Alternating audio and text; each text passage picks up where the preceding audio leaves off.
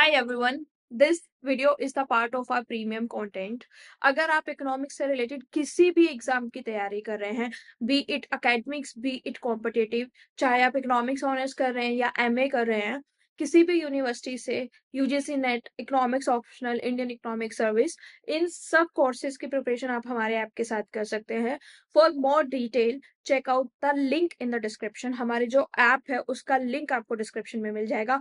For more free content, you can download the app or you can directly WhatsApp at the given number below and enjoy the lecture.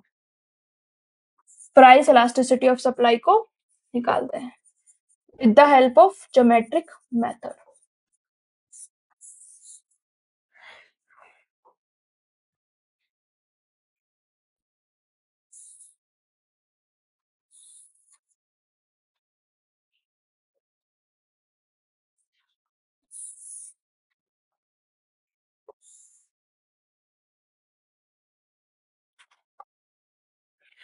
मान लीजिए इसके y axis पे हम price को denote कर रहे हैं, इसके x एक्सिस पे हम क्वांटिटी को डिनोट कर रहे हैं.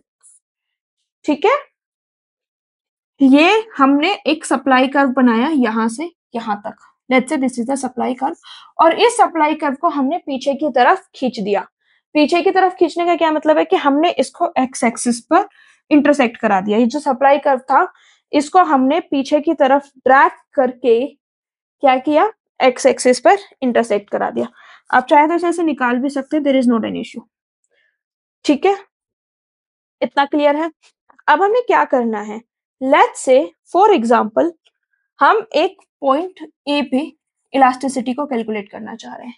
यानी कि ये एक पॉइंट ए है, एक पॉइंट बी है, but we want to calculate the elasticity of supply at point A. तो हम क्या करेंगे, पहले ए पे कितनी क्वांटिटी है उसको मेजर करेंगे और फिर ए पे कितना प्राइस है उसको मेजर करेंगे. फिर बी पे कितना क्वांटिटी है उसको मेजर करेंगे, फिर बी पे कितना प्राइस है उसको मेजर करेंगे. ठीक है, इतने में कोई कंफ्यूजन नहीं होना चाहिए. Let's say this is O, origin है ये, this is Q and this is Q dash, this is P, this is P dash. ठीक है, और मैं इसको क्या करती हूं, यहां पे हाँ ए बी सी. ठीक है, इतना समझ में आया. क्या किया मैंने, बिल्कुल सिंपल सा डायग्राम बना दिया. और मेरे को क्या करना है, इलास्टिसिटी ऑफ सप्लाई एट ए निकालना है. ठीक है, तो ये जो मेजर है, क्या मैं इसको चेंज इन क्यू लिख सकती हूँ, क्योंकि पहले मैं इतनी क्वांटिटी को डिमांड कर रही थी, अभी समझाऊंगी. और इसको मैं चेंज इन प्राइस लिख सकती हूँ. देखिए व्हाट हैपेंड एट पॉइंट ए, क्या कंडीशन है, ओपी प्राइस है और ओपी प्राइस पे मैं कितनी क्वांटिटी को सप्लाई कर रही हूँ, ओक्यू को. ठीक है, अब क्या हुआ, मेरा प्राइस बढ़ा. प्राइस बढ़ के कितना हुआ, ओपी से ओपी डैश हुआ. एट पॉइंट बी की बात कर रही हूँ. ठीक है, प्राइस बढ़ के ओपी डैश हो गया, तो क्वांटिटी बढ़ के क्या हुई, ओक्यू डैश. ठीक है, तो चेंज इन क्वांटिटी कितना हुआ, OQ dash minus OQ, OQ dash minus OQ. अब इस ओक्यू डैश में से जब आप ओक्यू को हटाएंगे तो क्या बचेगा, Q Q one, Q Q dash. इसी तरीके से चेंज इन प्राइस निकालना है. चेंज इन प्राइस कैसे निकालेंगे, फाइनल माइनस इनिशियल निकालते हैं, अभी बताया. तो फाइनल प्राइस क्या है, ओपी डैश, इनिशियल प्राइस क्या है, ओपी. तो चेंज इन प्राइस कितना हुआ, पीपी डैश. ठीक है, इतने में कोई कंफ्यूजन है तो आप मुझे बताइए. इलास्टिसिटी ऑफ सप्लाई का फॉर्मूला क्या था, change in quantity divide by change in price into price by quantity. Change in quantity कितना है, OQ dash. Change in price कितना है, सॉरी गलत लिख दिया ना. चेंज इन क्वांटिटी कितना है, Q Q dash. Change in price कितना है, PP dash. Price into quantity, initial price क्या है, ओपी. इनिशियल क्वांटिटी क्या है? OQ, this is the initial quantity into OQ। तो ये किसकी इक्वेशन आ गई? ये इक्वेशन आ गई इलास्टिसिटी ऑफ सप्लाई की। पर क्या इससे कोई काम बनता है? इससे कोई भी काम नहीं बनता है। अब हम क्या करेंगे, इसको फर्दर सॉल्व करेंगे। ऐसे कर लीजिए इसको। इलास्टिसिटी ऑफ सप्लाई का हमारी equation I Q dash divide by P dash into OP divide by OQ। Q dash यानी कि यहां से यहां तक का डिस्टेंस, क्या इस डिस्टेंस की जगह मैं AC लिख सकती हूँ? Because this is the rectangle and distance is same. देखिए क्यू की जगह पे मैं क्या लिख देती हूँ? AC। डिस्टेंस क्या है? सेम है। ठीक है। पी की जगह ये पी डैश, इसकी जगह मैं BC लिख सकती हूँ? बिल्कुल लिख सकती हूँ, because the distance is same. ठीक है। Q dash is equal to AC, P dash is equal to BC। ठीक है, इतने में कोई कंफ्यूजन? अब हम क्या करेंगे, इसकी जगह पे हमने क्या लिख दिया? AC divide by BC into OP divide by OQ। ठीक है, इतने में कोई कंफ्यूजन है तो बताइए, नहीं है तो फिर हम आगे बढ़ते हैं। अब हम क्या करते हैं, और फर्दर इसको सॉल्व करने की कोशिश करते हैं। मान लीजिए हमारे पास दो ट्राइंगल है, हम इन दो ट्राइंगल को कंसीडर करते हैं। एक हो गया एंगल ABC, ट्राइंगल ABC जो मैंने हाईलाइट किया है। ठीक है, इन ट्राइंगल ABC एंड दूसरा ट्राइंगल हमको क्या लेना है बेटा? दूसरा ट्राइंगल हमको लेना है TQA। ठीक है,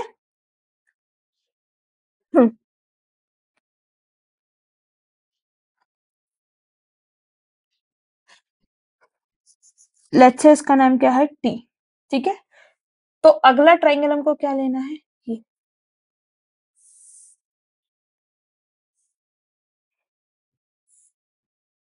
ठीक है, अब हमको देखना है, यहां पे मैं लिख देती हूँ in triangle ABC and triangle TQA। ABC ये रहा, TQ ये रहा। ठीक है, देखिए सबसे पहले तो एंगल ACB और एंगल TQA ये एक जैसे हो जाएंगे, इक्वल हो जाएंगे। क्यों हो जाएंगे? एंगल C और एंगल Q इक्वल क्यों होंगे? क्योंकि ये दोनों राइट एंगल है। तो ये मैं मिटा देती हूँ।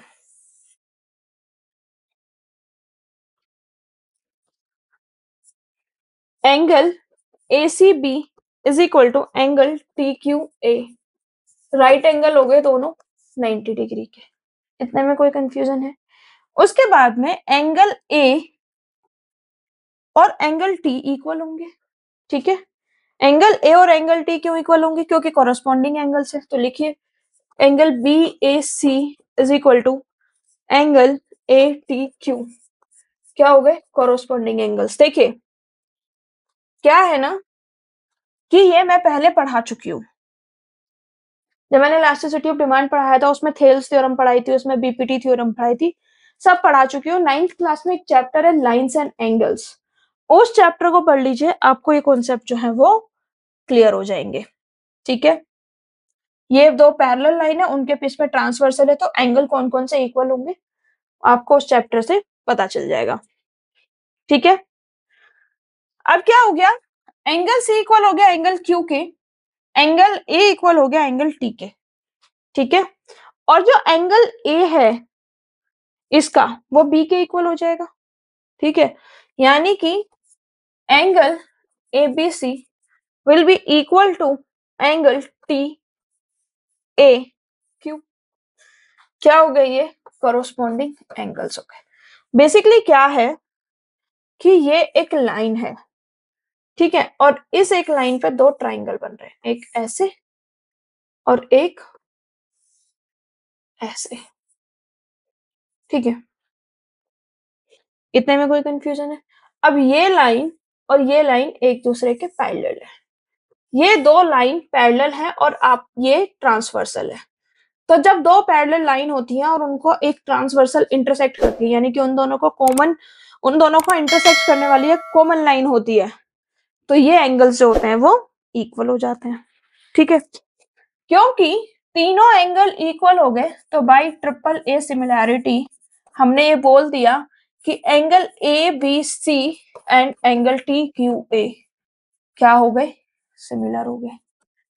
अब बीपीटी थ्योरम पढ़ी थी। बीपीटी थ्योरम ये कहती है कि अगर आपके पास दो ऐसे ट्राइंगल हैं जो सिमिलर हैं, तो उनकी कोरोस्पॉन्डिंग किसी भी दो साइड का रेशियो सेम होता है। पहले भी पढ़ाई थी ये थ्योरम, आप चाहो तो इस थ्योरम को नेट से पढ़ लो, चाहो तो 9th क्लास की मैथ्स की बुक से पढ़ लो, यहाँ पे मैं टाइम वेस्ट नहीं करूंगी। ठीक है बेटा, तो इतने में आपको समझ आ गया होगा कि सिमिलर है। सिमिलर का मतलब होगा कि जो दो किसी भी दो साइड का रेशो है वो सेम होगा। तो A C divide by B C, A C divide by B C यानी कि ए सी के इक्वल कौन सी होगी, टी क्यू, और बी सी के इक्वल कौन सी होगी, ए क्यू। ठीक है, इतने में तो कोई कंफ्यूजन नहीं होगा आपको, इतने में कोई कंफ्यूजन है कि due to BPT theorem, BPT theorem की वजह से क्या हुआ कि when two triangles are similar, तो क्या होता है, the ratio of any two corresponding sides is always equal. ठीक है, ये थ्योरम है मैथ्स की। ठीक है, तो उस थ्योरम से हमने कंक्लूजन निकाला A C divide by B C is equal to T Q divide by Q A. A C by B C की इस वैल्यू को यहां पर सब्सटीट्यूट कर दीजिए, T Q divide by A Q into OP divide by O Q. ठीक है, इतना क्लियर हो गया। अब हमें क्या करना है, ओपी की वैल्यू देखनी है। ठीक है, कि ये जो ओपी है इसकी क्या वैल्यू है, आप मुझे बताइए ओपी की वैल्यू क्या है। Tell me what is the value of OP. ध्यान से देखिए, ये OP is equal to this, मैंने भी बताया पैरेलल लाइन है, तो हम ओपी लिखें या ए क्यू लिखें, बात तो सेम ही है। तो हमने क्या किया, ओपी की वैल्यू की जगह हमने क्या लिख दिया, ए क्यू, क्योंकि ये दोनों इक्वल हैं। तो यहाँ पे हमने क्या किया, T Q divide by A Q into OP की वैल्यू के लिए क्या लिखा, A Q divide by O Q.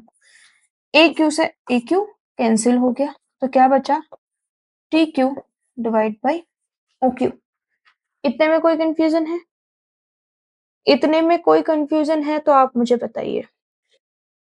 तो अगर मुझे एक सप्लाई कर्व दिया हुआ हो और उस सप्लाई कर्व पे मुझे इलास्टिसिटी ऑफ सप्लाई निकालनी हो, तो इलास्टिसिटी ऑफ सप्लाई निकालने का क्या फॉर्मूला है कि मैं उस सप्लाई कर्व को पीछे की तरफ ड्रैग करूंगा, एक्स एक्सिस पे ड्रैग करूंगा, और वो पॉइंट जहां पे कट कर रहा होगा पीछे एक्स एक्सिस पे ड्रैग करूंगा, और वहां पे जो पॉइंट को कट कर रहा होगा उसका रेशो, यानी कि एक्स एक्सिस पे कहां कट कर रहा है, टी पे, टी से क्यू तक का ratio, and divide by origin से क्वांटिटी जो होगी उसका रेशो। तो ये क्या देगी मुझे, इलास्टिसिटी ऑफ सप्लाई। अब इसमें देखिए, क्योंकि आप इस फिगर में साफ साफ देख सकते हैं कि T Q is greater than O Q. ठीक है, टी क्यू क्या है इसमें, ग्रेटर देन ओ क्यू है। तो इस केस में क्या हुआ, elasticity of supply T Q O Q. तो हमारा क्या हुआ, न्यूमरेटर ग्रेटर देन हो गया डिनोमिनेटर से, और जब भी न्यूमरेटर डिनोमिनेटर से बड़ा हो जाता है तो पूरे फ्रैक्शन की वैल्यू ग्रेटर देन 1 होती है। पूरा फ्रैक्शन क्या रिप्रेजेंट कर रहा है, इलास्टिसिटी ऑफ सप्लाई, यानी कि इस केस में इलास्टिसिटी ऑफ सप्लाई क्या होगी, 1 से ज्यादा होगी। ठीक है, इतने में कोई कंफ्यूजन है, और केसेस देखते हैं।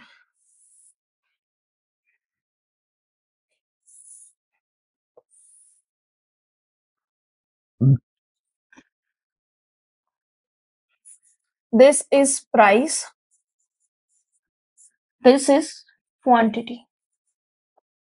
ठीक है, ये हमने एक इलास्टिसिटी ऑफ सप्लाई बनाया। ये हमने सप्लाई कर्व बनाया, ठीक है, और इस सप्लाई कर्व को यहाँ तक का सप्लाई कर्व है, let's say this is a supply curve, इसको हम क्या करेंगे, ड्रैग कर देंगे। तो ड्रैग मैं दूसरे कलर से करती हूँ, ठीक है।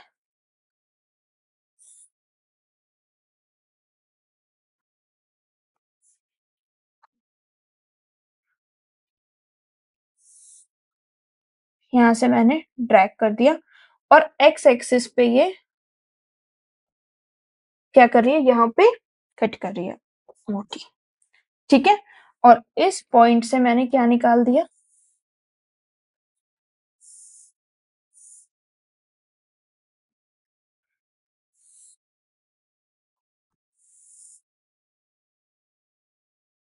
इस पॉइंट से हमने क्या निकाल दिया, ओपी, और ये हमने क्या निकाल दिया, ओक्यू, ठीक है। यानी कि एट एस ओपी प्राइस पे हम ओक्यू क्वांटिटी को सप्लाई कर रहे हैं, ठीक है।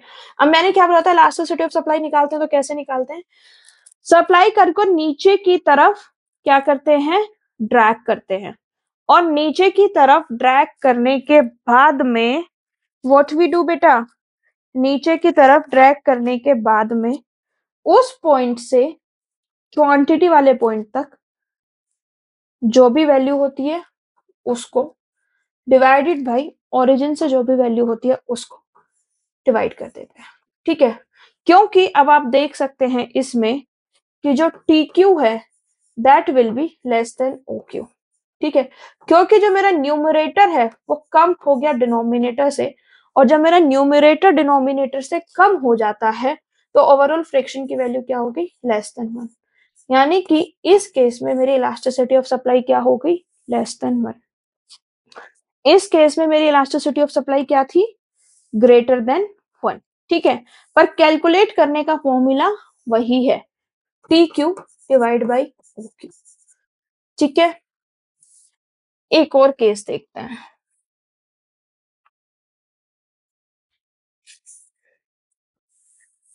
ठीक है। Now let's say this is the supply curve, ठीक है,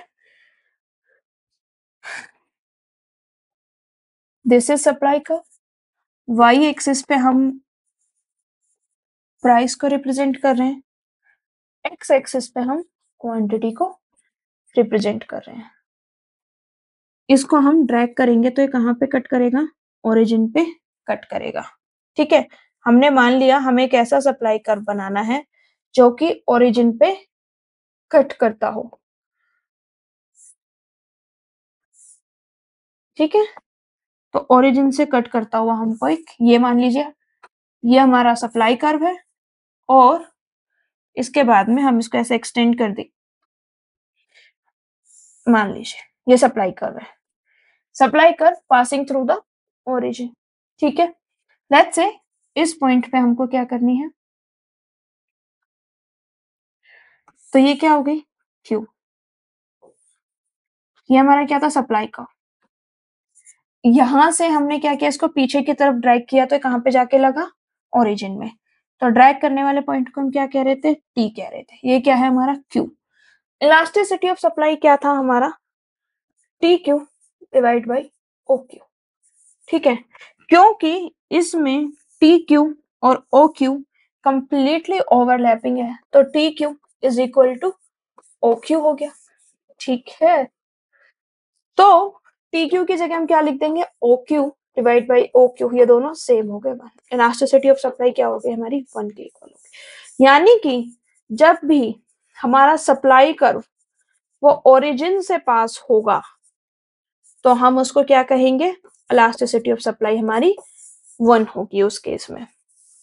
अब देखिए समझने वाली बात यह है, मैंने कैसे बताया, ज्योमेट्रिक मेथड से, ज्योमेट्रिक मेथड के थ्रू मैंने बताया कि आपको एक सप्लाई कर्व गिवन होगा, उस सप्लाई कर्व को आपको क्या करना है, एक्सटेंड करना है डाउनवर्ड, ठीक है। जब आप उसको एक्सटेंड करेंगे डाउनवर्ड तो तीन सिनेरियो बनेंगे।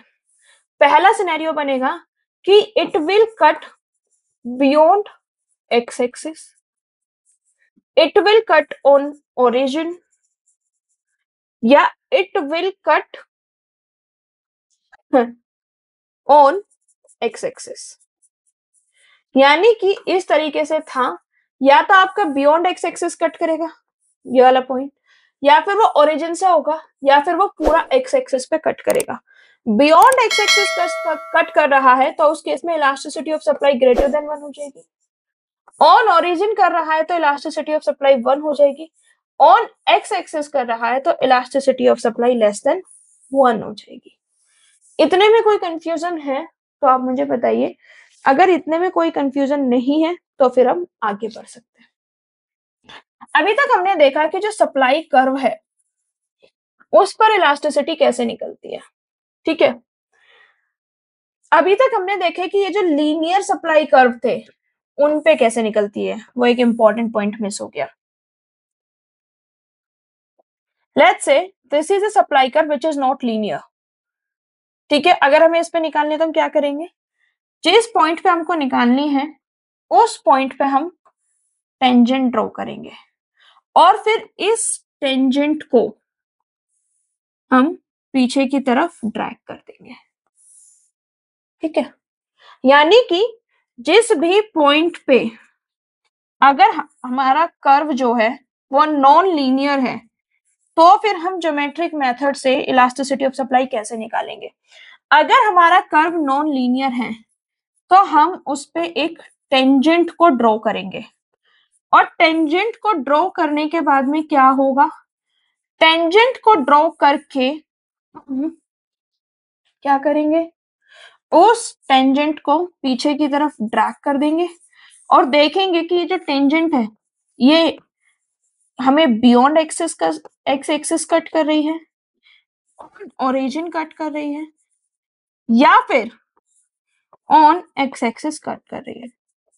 अगर वो tangent beyond X axis cut करेगी तो elasticity of supply greater than 1 हो जाएगा। अगर वो ऑन ओरिजिन कट करेगी तो इलास्टिसिटी ऑफ सप्लाई 1 हो जाएगा। अगर वो ऑन एक्स एक्सिस कट करेगी तो elasticity of supply less than 1 हो जाएगा। बेसिकली जो हम सप्लाई कर्व को देख रहे थे, जब हमारा लीनियर सप्लाई कर्व था तो हम सप्लाई कर्व को पीछे की तरफ ड्रैग करके सारे कंक्लूजन्स निकाल रहे थे। बट अगर ये सप्लाई कर्व मेरा नॉन लीनियर हो जाता है तो नॉन लीनियर सप्लाई कर्व के केस में मैं उसमें टेंजेंट ड्रॉ करूंगी and this tangent will work as the supply curve. वो टेंजेंट ही हम पीछे की तरफ ड्रैग करेंगे और पता करेंगे supply. That's it for today's lecture guys. I just hope कि आपको आज का वीडियो बहुत अच्छा लगा होगा। अगर आपको वीडियो अच्छा लगा है तो like it, share it, subscribe to the channel. Please subscribe करके जाइए क्योंकि I have seen in my analytics कि आप लोग वीडियोस देख लेते हैं, सब्सक्राइब नहीं करते हैं। Please make sure to subscribe and hit the notification bell ताकि नेक्स्ट टाइम जब भी वीडियो अपलोड करूँ वो जल्द से जल्द आपको मिले। I have target of finishing each and every topic of economics. Until next time, I see you again. Keep loving us. Thank you so much.